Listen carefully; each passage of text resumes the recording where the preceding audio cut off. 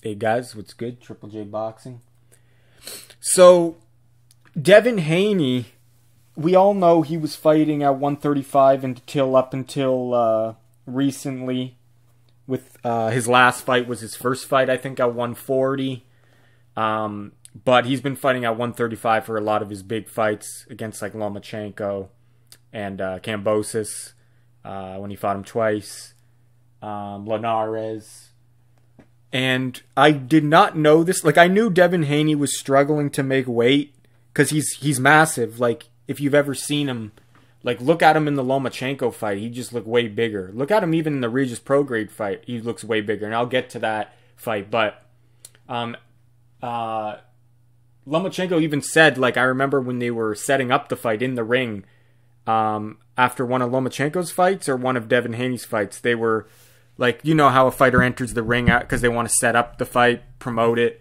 And Lomachenko was saying, wow, you're a heavyweight. You're not a lightweight. And so I knew he was cutting weight, and we all knew he was big for the weight class. But I did not know this guy. So apparently, when he fought Linares, he was already cutting 20 pounds of water weight and gaining 20 pounds overnight. I did not know that was that much. And I want to bring that up because... It's funny, though, because when Ryan has a rehydration clause of he can't gain more than 10 pounds from the weigh-in, everyone says, oh, no, that didn't affect him. He should be strong. Yet Devin Haney is doubling that. So imagine if Devin Haney couldn't put on that extra 10 more pounds because he's rehydrating 20 pounds in Linares fight. Imagine he couldn't. He only could gain 10 pounds. He'd be a dead man walking, right?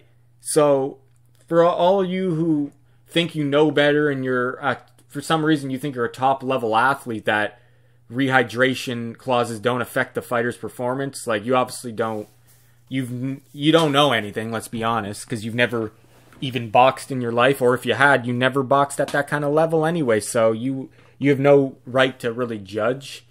But I bring this up because, the extreme weight that these fighters are putting on, which I just don't see how that's good for your body. I don't even know how they do it. But obviously, a lot of them, and a lot of fighters in Devin Haney, they've mastered the weight cut. They do it. They've been doing this a lot in boxing, but obviously 20 pounds is kind of extreme. They do it in the UFC. It's very extreme too. I know some fighters put on weight even more than 20 pounds, which is just insane. I think a healthy weight cut is probably 10 pounds, I would say. 10 to 15 at most.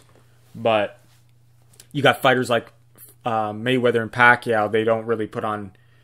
They put on, like, what is it, like 8 pounds? Yeah, so they put on under 10 pounds, but that's like the rare case. Most fighters are putting on more than 10 pounds of weight. So...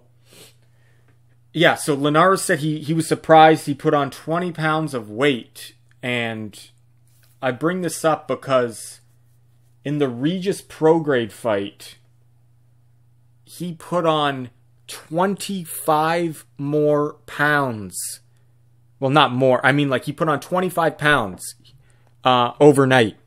Now, that's insane. And that's after he moved up, too. So and now he's adding even more weight. So... I just don't know how he's able to do that. Like, that's insane. And Regis Prograde was really surprised about that, how much bigger he got overnight. No Diddy.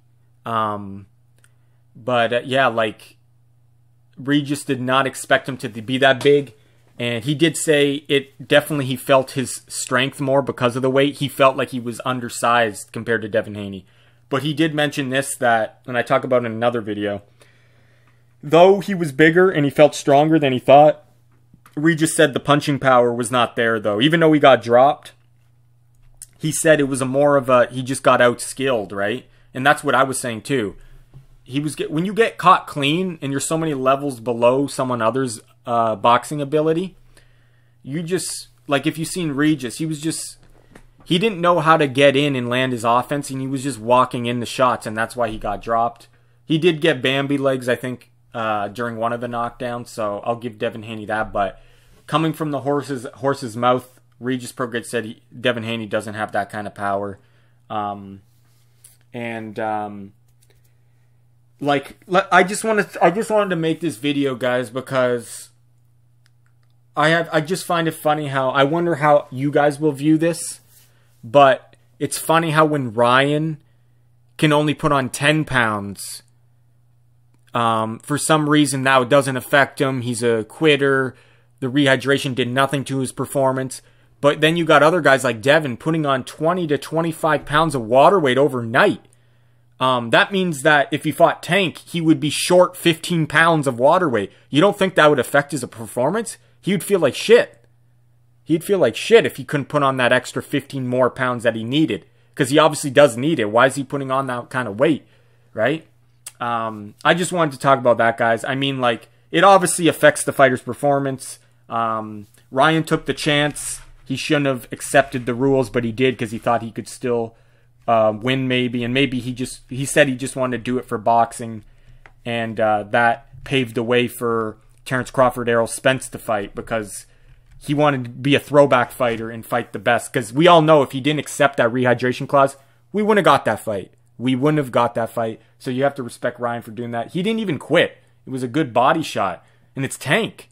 Like, I don't get why people think he quit, but I've talked about it many times, guys. When other fighters get knocked out with a body shot, it's considered okay.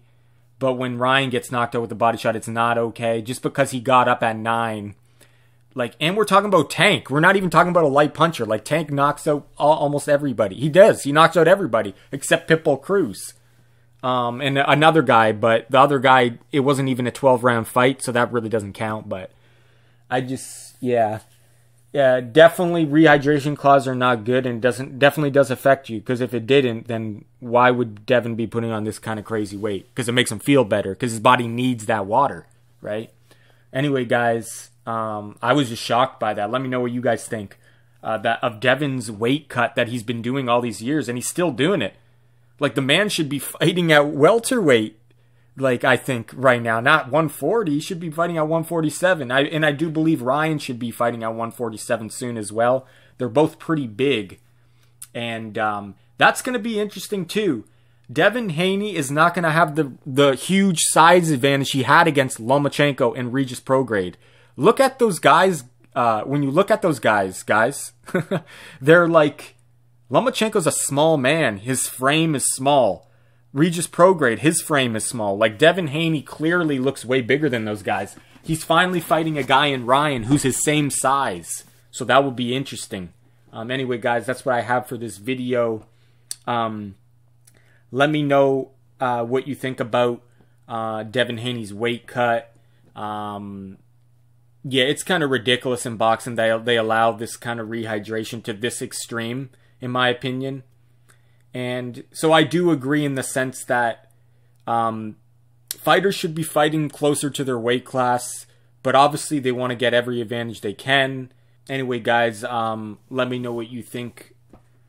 And this is Triple J Boxing. Thanks for watching. Take care.